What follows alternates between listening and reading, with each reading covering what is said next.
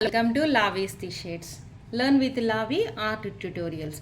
நம்ம இதுவரையும் நிறைய நம்மளோட சேனலில் நிறைய ஐஸ் நான் ட்ரா பண்ணி நீங்கள் பார்த்துப்பீங்க. பிகாஸ் எனக்கு ஐஸ் ஸ்டடி பண்ணுறது ரொம்ப ரொம்ப பிடிக்கும். ஸோ அந்த ஐஸ் நிறைய பார்த்துருப்பீங்க. சிலது டெமோவும் இருக்கும், எக்ஸ்ப்ளனேஷன் இருக்கும், நிறைய உங்களுக்கு டைம் லேப்ஸி வீடியோஸ் இருக்கும். பிகாஸ் நான் எப்படி அதை ஸ்டார்ட் பண்ணி எப்படி என் பண்ணுறன்றது நீங்கள் பார்க்கும்போதே உங்களால் ஈஸியாக லேர்ன் பண்ணலாம். ஸோ நெக்ஸ்ட் வீடியோவில் ஒரு வீடியோவில் கண்டிப்பாக நான் அதை சொல்கிறேன். ஸோ இன்னைக்கு வீடியோவில் நம்ம என்ன பார்க்க போகிறோம்னா ஹவு டு ஸ்கெட்ச் இயர்ஸ் எப்படி ஸ்கெட்ச் பண்ணணும், என்ன விதவிதமான இயர்ஸ் இருக்குது, ஒரு ஆங்கிளில் அந்த இயர் எப்படி நமக்கு மாறி மாறி தெரியும், அதே மாதிரி வயசானவங்க காது எப்படி இருக்கும், இப்படியெல்லாம். ஸோ நம்ம ஃபஸ்ட்டு ஸ்டார்ட் பண்ணும்போது எப்படி ஸ்டார்ட் பண்ண போகிறோம், எப்படி கற்றுக்க போகிறோம் அப்படின்றது தான். நான் ஏற்கனவே சொன்ன மாதிரி அது ஸ்டில் லைஃபாக இருந்தாலும் லேண்ட்ஸ்கேப்பிங்காக இருந்தாலும் எதுவாக இருந்தாலும் தனித்தனி பார்ட்டாக டிவைட் பண்ணி நீங்கள் லேர்ன் பண்ணணும். ஸோ அந்த மாதிரி லேர்ன் பண்ணும்போது என்னன்னாக்கா உங்களுக்கு நிறைய டீட்டெயில்ஸ் தெரிய வரும். ஸோ அந்த டீட்டெயில்ஸ் தனித்தனியாக ப்ராக்டிஸ் பண்ணிவிட்டு அது மொத்தமாக ஒரே கண்டென்ட்டாக நீங்கள் வரையும்போது அழகாகவும் இருக்கும், ஈஸியாகவும் வரைஞ்சிடலாம். ஸோ ஃபஸ்ட்டு ஒரு காது ஒரு சைடு ஆங்கிளில் நீங்கள் பார்க்கும்போது எப்படி இருக்கும் அப்படின்னா முழு காது தெரிகிற மாதிரி ஒரு ஃபேஸோட ஃபுல் ஹாஃப் சைஸ். ஸோ ஒரு ஃபேஸோட இப்படி ஒரு ஃபேஸ் இருக்குன்னாக்கா இப்படி ஒரு காது இருந்ததுன்னா அது எப்படி இருக்கும், அதுதான் நம்ம இங்கே வரைகிறோம். ஸோ ஒரு ஹெட்டோட பொசிஷனில் அந்த காது நம்மளால் இப்படி நீங்கள் இதை டைரெக்டாகவே பிக்சர் பார்த்து வரையலாம். உங்கள் வீட்டில் இருக்கும் உங்கள் ஃபோட்டோவே நீங்கள் அந்த மாதிரி ஒரு ஃபோட்டோ எடுத்துகிட்டு உங்கள் ஃபேஸே உங்கள் காது இதுவே நீங்கள் தாராளமாக ப்ராக்டிஸ் பண்ணலாம். இதை நான் ரேண்டமாக இருக்கிற கூகுள் பிக்சர்லேருந்து எடுத்து பண்ணுறேன்.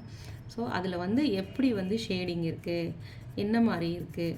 ஆனால் ஸ்டார்டிங்கில் எனக்கு இந்த இயர் பண்ணுறது தான் ரொம்ப ரொம்ப கஷ்டமாக இருந்தது. கண்ணு கூட அழகாக வரைஞ்சிருவேன் ஓரளவுக்கு, அந்த உயிரோட்டம் இருக்கிற மாதிரி தெரியும். இது ஜஸ்ட்டு ஒரு ஃப்ளஷ், அந்த ஃப்ளஷ் ஒரு மாதிரி கொஞ்சம் திக் லேயர்ஸோட ஒரு மாதிரி இருக்கும். ஸோ இதில் எப்படி நம்ம அந்த அந்த என்ன சொல்கிறது, ஒரு மாதிரி இது எப்படி அழகாக காமிக்கிறது, நம்ம எப்படி இது ஒர்க் பண்ணுறது அப்படின்ற மாதிரி ஒரு ரொம்ப கஷ்டமான ஒரு டஃப்பான சப்ஜெக்ட். நான் வரையும்போது அந்த ஷேடிங்ஸ் அந்த லைன்ஸோட ஒத்து போகாத மாதிரியே இருக்கும். தனியாக ஏதோ காதுக்கு அவுட்லைன் கொடுத்துட்டு உள்ளர ஷேட் பண்ண மாதிரி இருக்கும். ஸோ அது ஏன் வருதுன்னா நம்ம அது பார்க்குற பார்வை, நம்ம அது புரிஞ்சுக்கிறதுல தான். ப்ராக்டிஸ் தான், எல்லாமே ப்ராக்டிஸ் தான். ஸோ நீங்கள் ப்ராக்டிஸ் பண்ண ரொம்ப அழகாக வரும். ரொம்ப ரேரான சப்ஜெக்டில் தான் காது மேலே ஃபுல்லாக லைட்டிங் இருக்கும்போது தான் இந்த இடத்துல மட்டும்தான் உங்களுக்கு ஹைலைட்ஸ் தெரியும். மற்றபடி ஹைலைட்ஸ் ரொம்ப கம்மியாக இருக்கும். பட் நல்ல லைட்டிங் டோன் அது ரொம்ப பெண்டாக இருக்கிறதுனால கொஞ்சம் நிறைய டெப்த்து உடனே ஒரு எம்போஸ் அப்படின்ற மாதிரி இருக்கும். ஸோ ரொம்ப ட்விஸ்டாக இருக்கும். ஸோ இந்த இடத்துல கண்டிப்பாக ரொம்ப டார்க்காக தெரியும். அப்படியே அது கிராஜுவலாக மற்ற ஷேடோட மிங்கிளாகி போயிடும். ஸோ இது ஒர்க் பண்ணும்போது கொஞ்சம் கேர்ஃபுல்லாக ஒர்க் பண்ண வேண்டியதாக இருக்கும்.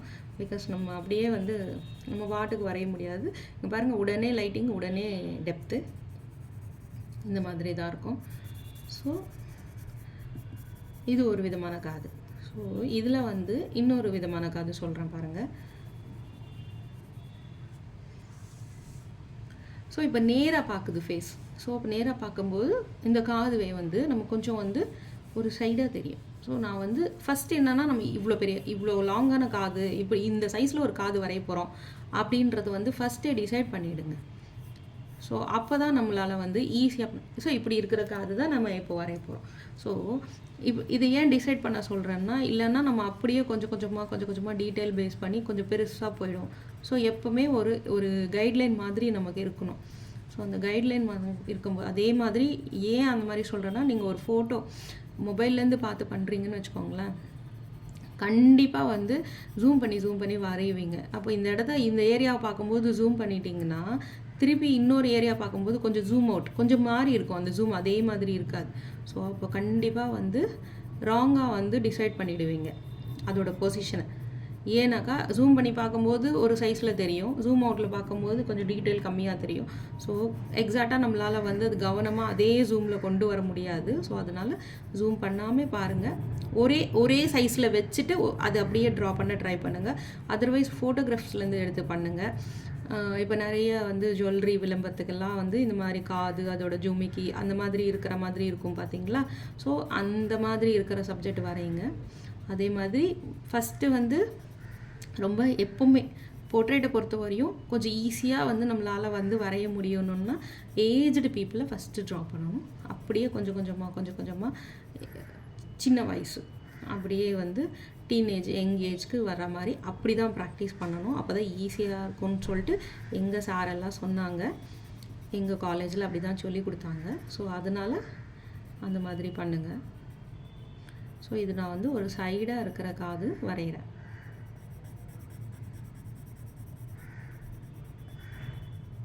ஸோ வயசானவங்கள ஃபஸ்ட்டு ட்ரா பண்ணுங்கள், ஈஸியராக இருக்கும்.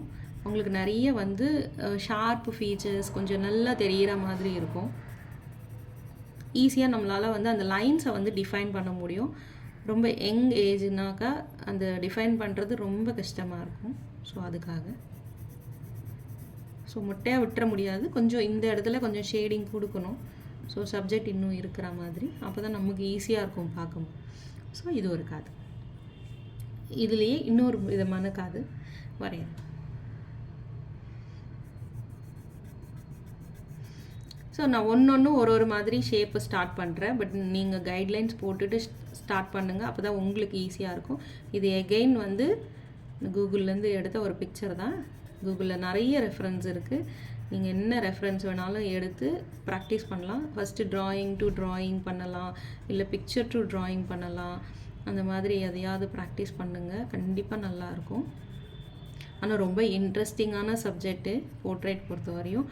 எவ்வளோ ஒர்க் பண்ணாலும் எல்லா பிக்சரும் டிஃப்ரெண்ட்டாக தான் இருக்கும், எல்லா ஃபேஸும் டிஃப்ரெண்ட்டாக இருக்கும், ஒன்று ஒரு சேலஞ்சிங்காக இருக்கும். ஸோ பண்ணுறதுக்குமே ரொம்ப ஆசையாகவும் இருக்கும். நம்ம ரொம்ப டஃப்பாக எடுத்து பண்ணும்போது அதோட அவுட்புட் நல்லா வரும்போது ரொம்ப ஜாலியாகவும் இருக்கும், ரொம்ப ஏதோ சாதித்த ஒரு ஃபீலிங் இருக்கும். ஸோ கண்டிப்பாக வந்து ட்ரை பண்ணுங்கள். ஒரு நல்ல சப்ஜெக்ட்டு, நல்ல எந்தூவாக இருக்கும். நம்ம ஒர்க் பண்ணாலுமே என்றைக்கு பார்த்தாலுமே இது நல்லா இருக்கும். நம்ம திருப்பி அதை ஓப்பன் பண்ணி பார்க்கும்போது யாருக்கா கிஃப்ட் பண்ணணும் அப்படின்னு நீங்கள் நினச்சிங்கன்னா ரொம்பவே சூப்பரான ஒரு கிஃப்ட்டு. நம்மக்கிட்ட நிறைய பேர் இந்த மாதிரி வந்து என்கிட்ட வந்து இந்த மாதிரி இறந்து போனவங்க ஃபோட்டோ கொடுத்துட்டு இப்போ இருக்கிறவங்க ஃபோட்டோஸோடு சேர்ந்து கல்யாணத்தில் அம்மா இல்லை அப்பா இல்லை, ஸோ இந்த மாதிரி எல்லாம் இருக்கிற மாதிரி ஒரு பிக்சர் வரைஞ்சி தாங்க அப்படின்னு எல்லாம் கேட்பாங்க. ரொம்ப எமோஷ்னலாகவும் இருக்கும் அந்த சப்ஜெக்டெல்லாம் பார்க்கும்போது. நமக்கு நானும் ட்ரா பண்ணி கொடுப்பேன். 12-13 ஃபிகர்ஸாக இருந்தாலும் அந்த ட்ராயிங் பண்ணும்போது ரொம்பவே அழகாக இருக்கும்.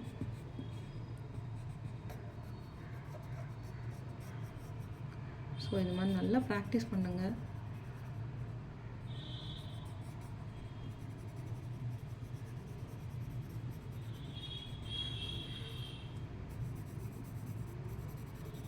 So supporting shading compulsory.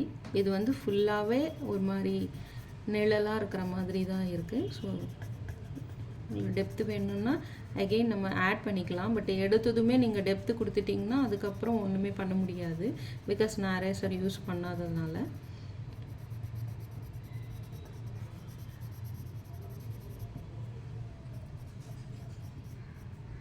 இதே மாதிரி நோஸ், லிப்ஸ் எல்லாமே வந்து, அப்புறம் ஸ்மைலிங் லிப்ஸ், இந்த மாதிரி எல்லாமே வந்து ஸ்டெப் பை ஸ்டெப்பாக நான் வந்து இதில் போட்டுகிட்டே வரேன். நீங்கள் பார்த்துக்கிட்டே ஃபாலோ பண்ணிக்கிட்டே வாங்க. கண்டிப்பாக ஈஸியாக லேர்ன் பண்ணலாம். பட் எல்லாத்துக்கும் மேலே ப்ராக்டிஸ் தாங்க ரொம்ப முக்கியம். எவ்வளோக்கு எவ்வளோ ப்ராக்டிஸ் பண்ணுறீங்களோ அவ்வளோக்கு நான் சொல்லிக் கொடுக்குறது உங்களுக்கு புரியும். நீங்கள் இதை ப்ராக்டிஸ் பண்ணால் தான் நான் அடுத்த ஸ்டெப்பு பண்ணும்போது உங்களுக்கு ஈஸியாக இருக்கும். ஸோ நல்லா ப்ராக்டிஸ் பண்ணுங்கள், நல்லா கற்றுக்கோங்க. Happy learning. தேங்க்ஸ் ஃபார் வாட்சிங். தேங்க்யூ.